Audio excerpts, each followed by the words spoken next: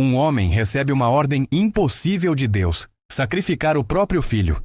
Ele amarra o menino, levanta a faca, e no último segundo acontece algo que ninguém esperava. Mas, espera. Essa é só a ponta do iceberg da história mais insana que você vai ouvir hoje. Você sabia que existe um homem que é considerado o pai de bilhões de pessoas? Judeus, cristãos e muçulmanos, mais de 4 bilhões de pessoas no mundo, chamam ele de pai da fé. Mas a história real desse homem é tão absurda, tão impossível, que se eu te contasse sem provas, você diria que é mentira. Imagine, um cara de 75 anos recebe uma ligação divina mandando ele largar tudo: família, conforto, segurança, e ir para um lugar que ele nem sabe onde fica. E ele vai. Aí Deus promete que ele vai ter filhos, mas ele já tem 75 anos e a esposa é estéril. Passam 10 anos. Nada. 20 anos. Nada. 25 anos ele esperando uma promessa impossível. Quando finalmente nasce o filho milagroso, Deus pede para ele matar a criança. Parece loucura? Espera até você descobrir o que realmente aconteceu. Nos próximos minutos você vai conhecer o sacrifício que mudou o destino da humanidade, os erros brutais que ele cometeu, as mentiras que quase custaram tudo, e a promessa que se cumpre até hoje. Eu garanto, você nunca mais vai esquecer essa história. Fica até o final porque o plot twist é de arrepiar. Vamos começar. Mesopotâmia, aproximadamente 2000 anos antes de Cristo. A cidade mais avançada do mundo antigo, Ur dos Caldeus.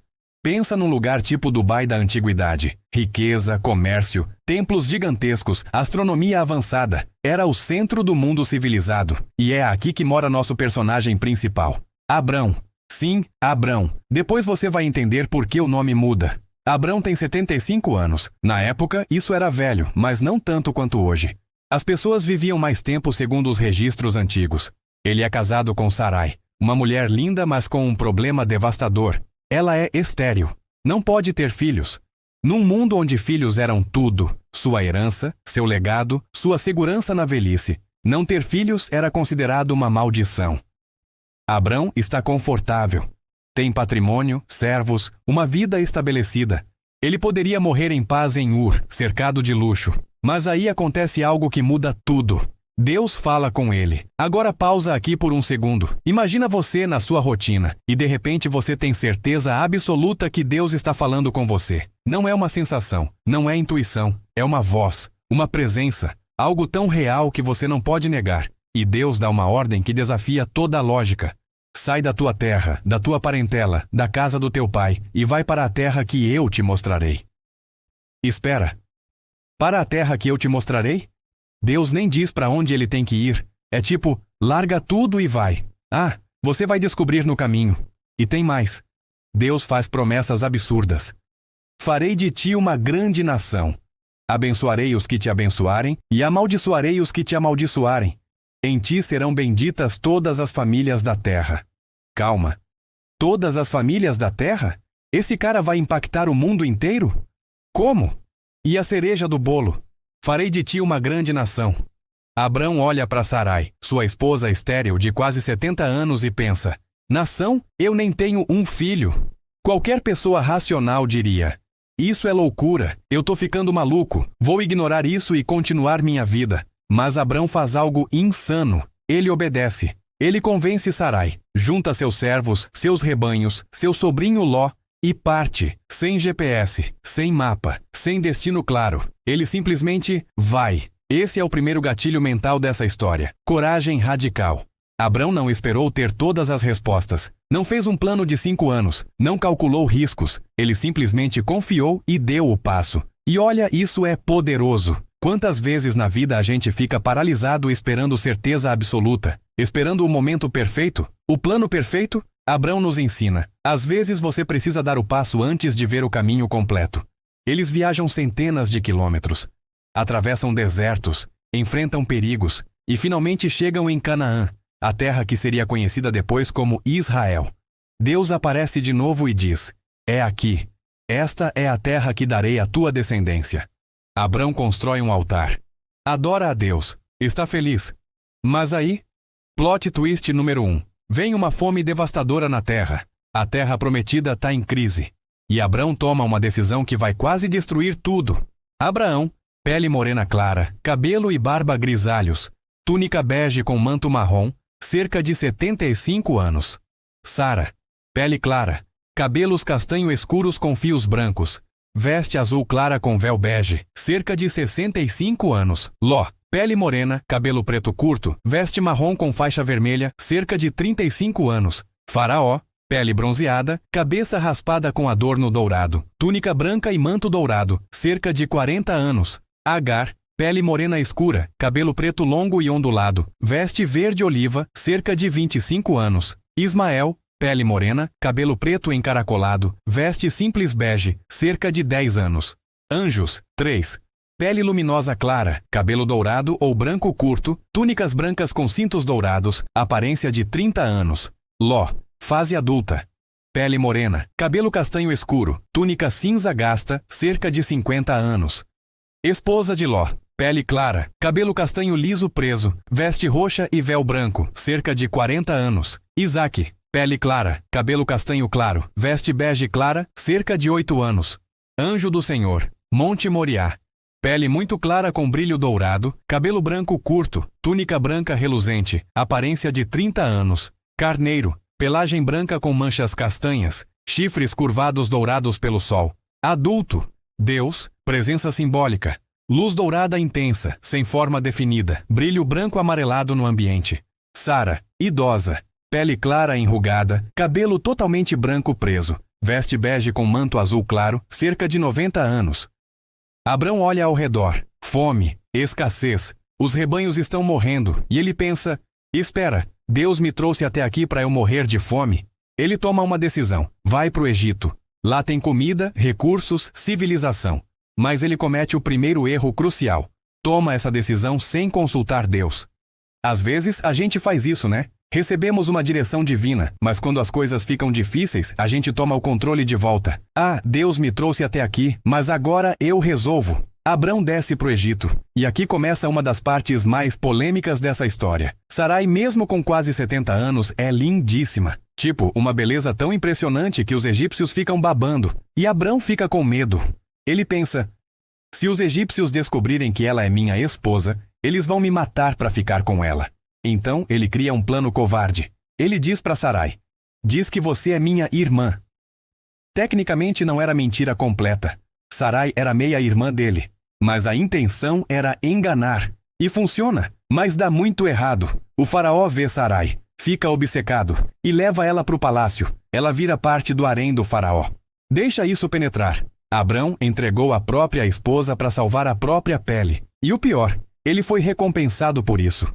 O faraó dá para ele ovelhas, bois, jumentos, servos, camelos. Abrão fica rico às custas da esposa no harém do rei. Mas Deus não está feliz. Ele manda pragas terríveis sobre a casa do faraó. Doenças misteriosas, calamidades. O faraó percebe, tem algo errado aqui. Ele investiga e descobre a verdade. O faraó, um rei pagão, repreende Abrão. Por que você fez isso? Por que mentiu? Ela é sua esposa. Eu poderia ter pecado por sua culpa. Pensa na ironia. O rei pagão tem mais integridade moral que o homem de Deus. O faraó expulsa Abrão do Egito. Pega sua esposa e sai daqui. Abrão volta para Canaã, rico materialmente, mas envergonhado moralmente. Essa parte da história nos ensina algo brutal. Até os grandes heróis da fé erram feio. Abrão, o pai da fé, mentiu, foi covarde, usou a esposa como escudo humano. E sabe o que é mais louco? Ele vai cometer o mesmo erro de novo mais tarde com outro rei. Isso mesmo, ele não aprendeu de primeira. Mas aqui está o gatilho mental poderoso. Redenção é possível.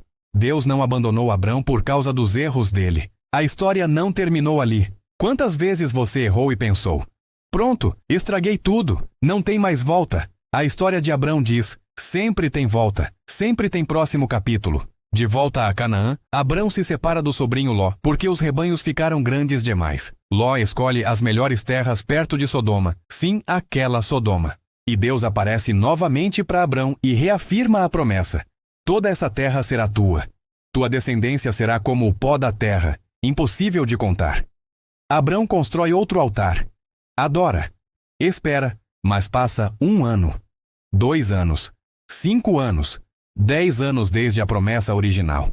Abrão agora tem 85 anos, Sarai tem quase 80, ainda sem filhos. E aí? Acontece algo que vai gerar consequências até os dias de hoje. Uma decisão que criará conflitos por milhares de anos. 10 anos esperando, nada acontecendo. Sarai olha no espelho, ela tem quase 80 anos. Menstruação? Parou faz tempo. Fertilidade? Zero. E ela toma uma decisão que parecia lógica na época, mas que criaria conflitos por milhares de anos até os dias de hoje. Ela vai até Abrão e diz: Olha, claramente eu não vou te dar filhos, mas eu tenho uma serva egípcia chamada Agar. Deita com ela. Talvez através dela eu tenha um filho. Na cultura da época, isso era legal. Filhos gerados através de servas eram considerados filhos da senhora. Abrão concorda. E aqui temos o segundo grande erro dele: tentar forçar o cumprimento de uma promessa divina por métodos humanos. Esse é um gatilho mental poderoso. Atalhos sempre têm consequências. Quantas vezes tentamos forçar o timing de Deus? Quantas vezes criamos nossos próprios planos B porque o plano de Deus está demorando demais? Abrão dorme com Agar. Ela engravida imediatamente. E aí começa o drama que ecoa até hoje. Agar, agora grávida, começa a desprezar Sarai. Tipo: olha eu aqui fértil, carregando o filho do patriarca, e você aí estéril. Sarai fica furiosa. Ela culpa Abrão. A afronta que sofro é por sua culpa. Abrão, tentando evitar conflito, clássico, fala: ela é tua serva, faz o que quiser com ela. Sarai maltrata Agar tão severamente que ela foge para o deserto. Pensa: uma mulher grávida, sozinha, no deserto, sem água, sem comida, é sentença de morte. Mas aí acontece algo incrível. Um anjo de Deus aparece para Agar perto de uma fonte de água. E olha que louco! Essa é a primeira vez na Bíblia que um anjo aparece para uma mulher. E não é para uma mulher do povo escolhido. É para uma serva egípcia. Deus vê os marginalizados, os esquecidos, os que ninguém valoriza. O anjo diz: Agar, volta, se submete à tua senhora, mas eu vou multiplicar tua descendência.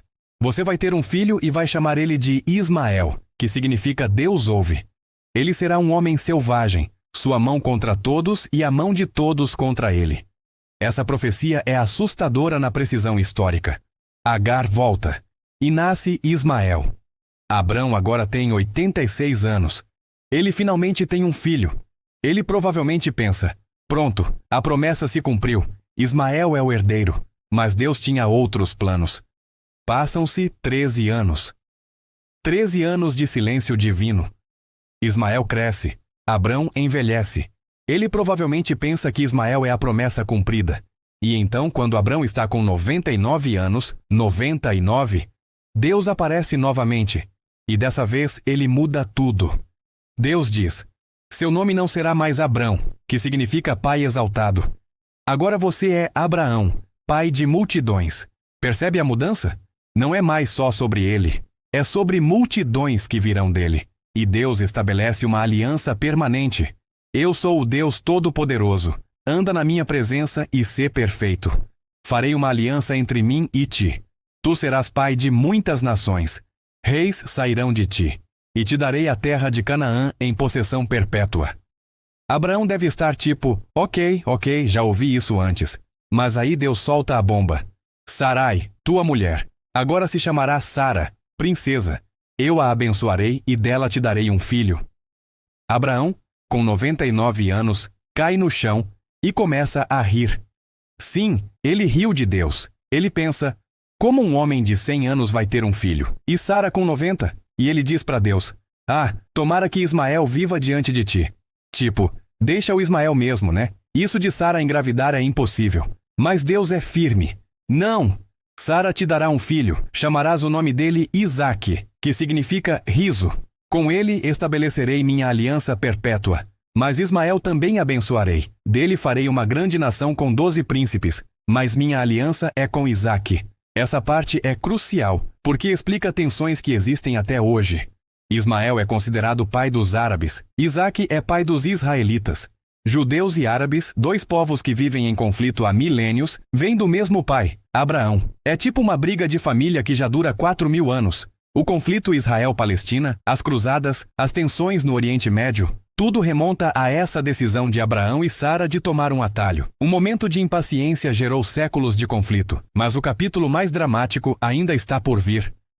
Pouco tempo depois dessa conversa com Deus, Abraão está sentado na entrada da sua tenda no calor do dia. De repente, ele vê 3 homens se aproximando. Abraão, mesmo sendo um cara rico e importante, corre até eles e se prostra.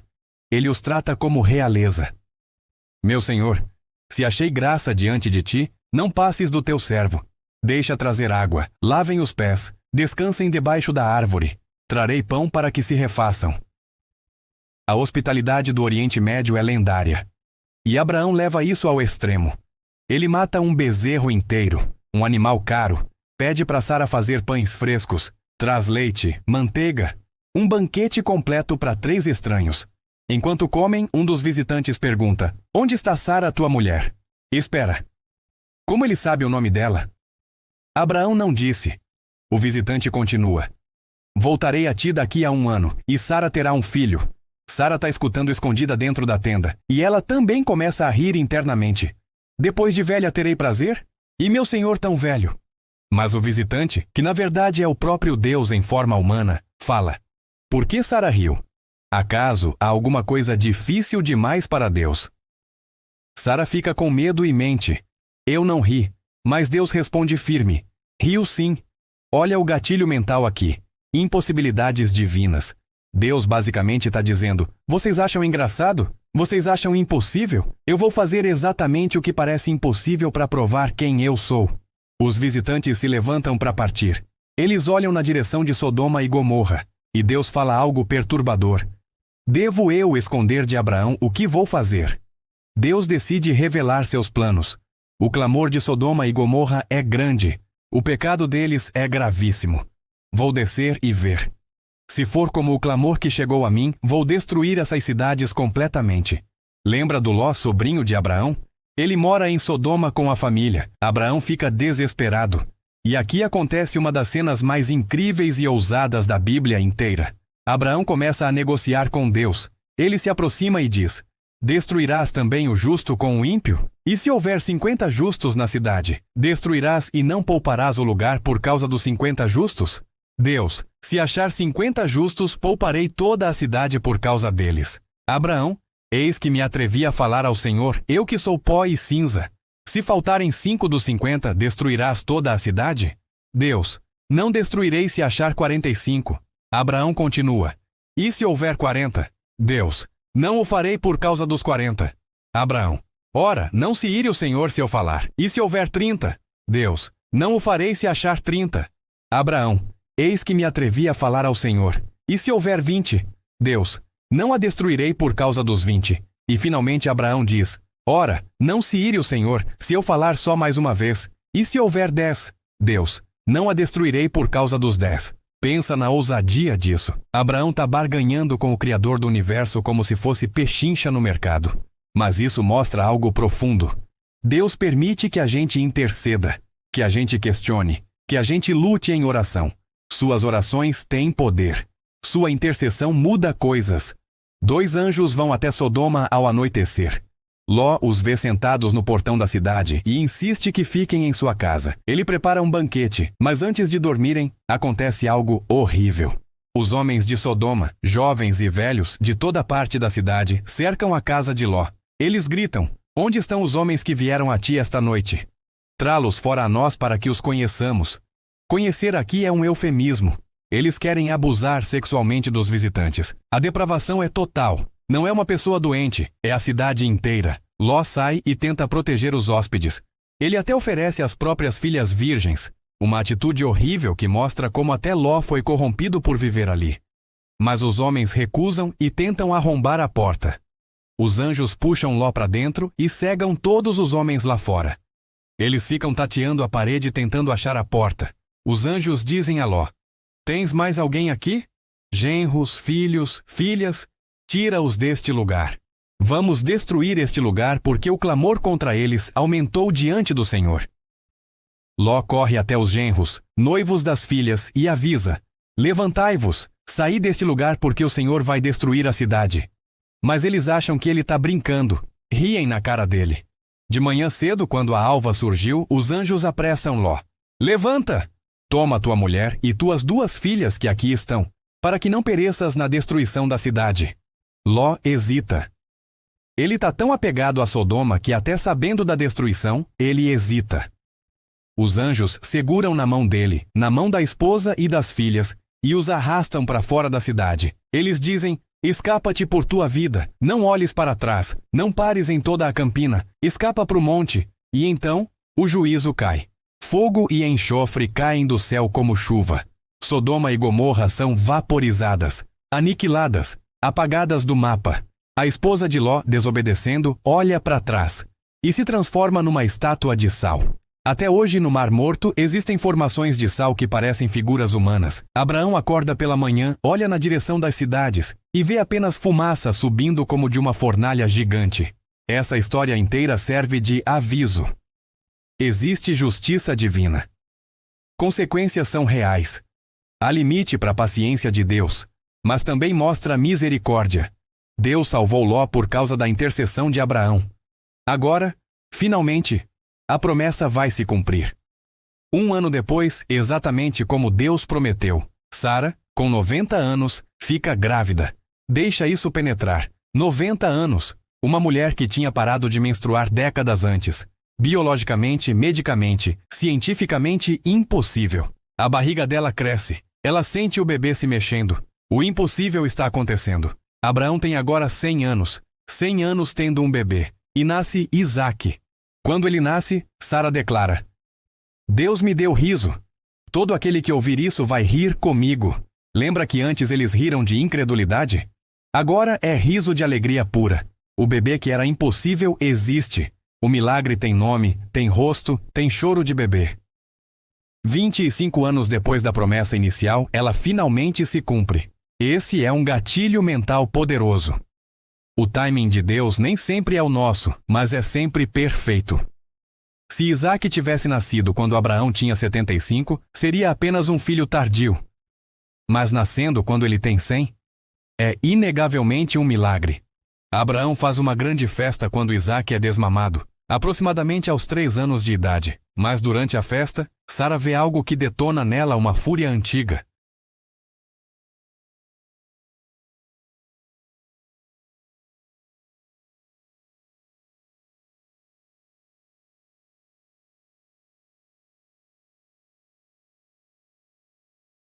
Aquela noite, Abraão não consegue dormir.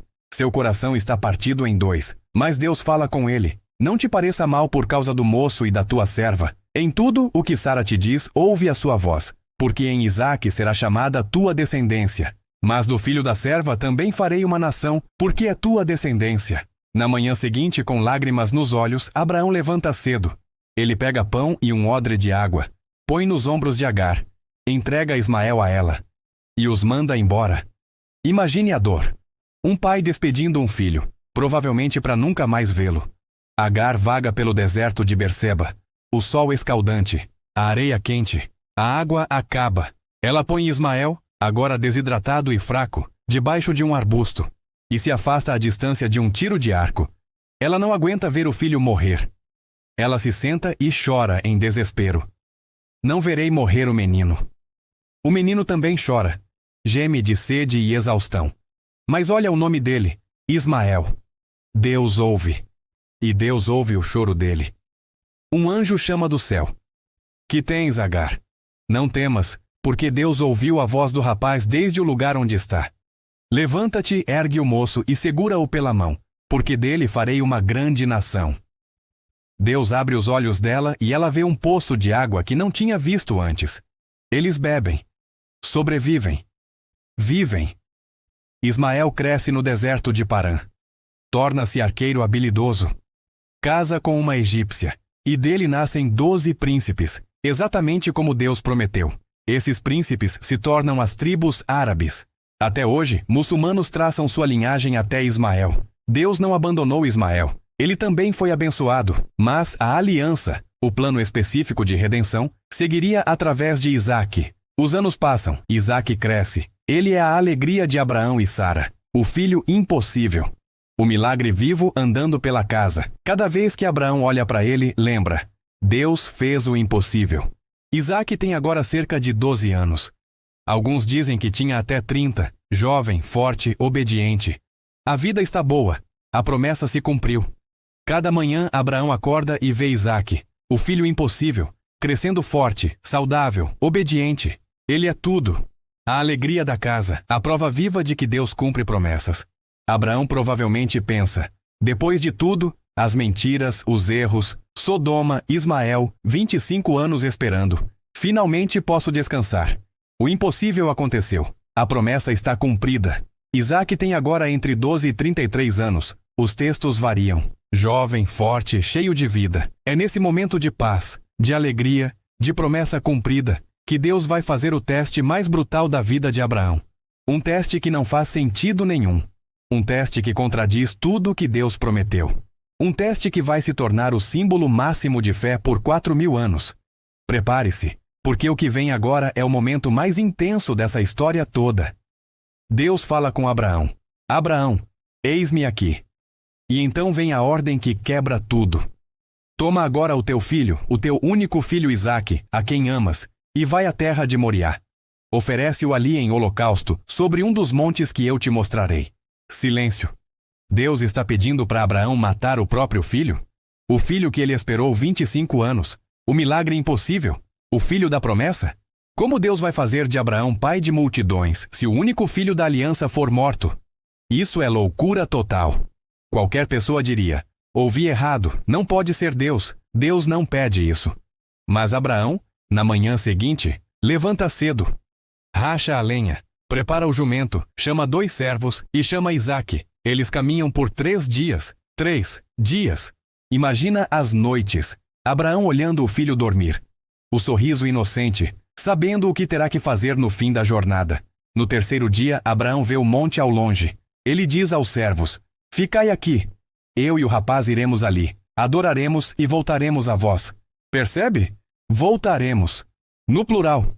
Abraão acredita que Deus vai ressuscitar o filho, é a única explicação.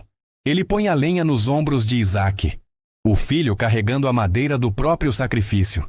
Sobem juntos. E Isaque pergunta, meu pai? Eis-me aqui, meu filho. Eis o fogo e a lenha. Mas onde está o cordeiro para o holocausto? Resposta profética de Abraão. Deus proverá para si o cordeiro, meu filho. Chegam ao lugar. Abraão constrói o altar, arruma a lenha.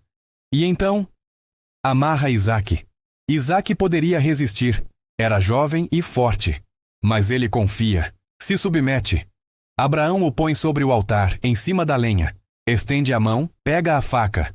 O sol reflete na lâmina. Silêncio absoluto. Abraão levanta o braço. Olha pela última vez para o filho amado.